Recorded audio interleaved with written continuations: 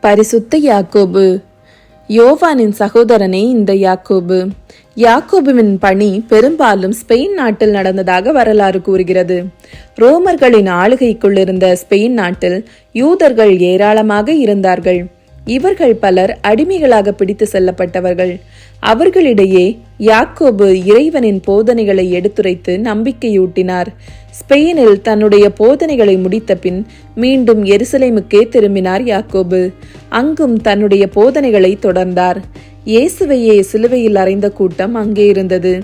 யாக்கோபுவை அவர்கள் விடவில்லை. தலைமை சங்கத்துக்கு இழுத்து செல்லப்பட்டார் யாக்கோபு. அவர் அங்கும் தன்னுடைய போதனையை செய்தார். அவரை கட்டி இழுத்து சென்ற படை வீரனே இவருடைய போதனையில் ஈர்க்கப்பட்டு மனம் மாறினார். கூடியிருந்த எதிர்ப்பாளர்களின் முன்னிலையிலேயே அந்த படை வீரன் யாக்கோபின் முன்னால் மண்டியிட்டு தன்னை மன்னிக்குமாறு வேண்டினான். யாக்கோபு அவனை முத்தமிட்டு, "உனக்கு அமைதி உண்டாகட்டும்" என்றார். கூடியிருந்தவர்களின் கோபம் விஸ்வரூபம் எடுத்தது. இயேசுவை கொன்ற ஏரோது மன்னனின் மகன் ஏரோது அகரிப்பா அப்போது ஆளுநனாக இருந்தார். அவன் யாக்கோபையும் அந்த படை வீரனையும் ஒன்றாக கொலை செய்யுமாறு ஆணையிட்டான்.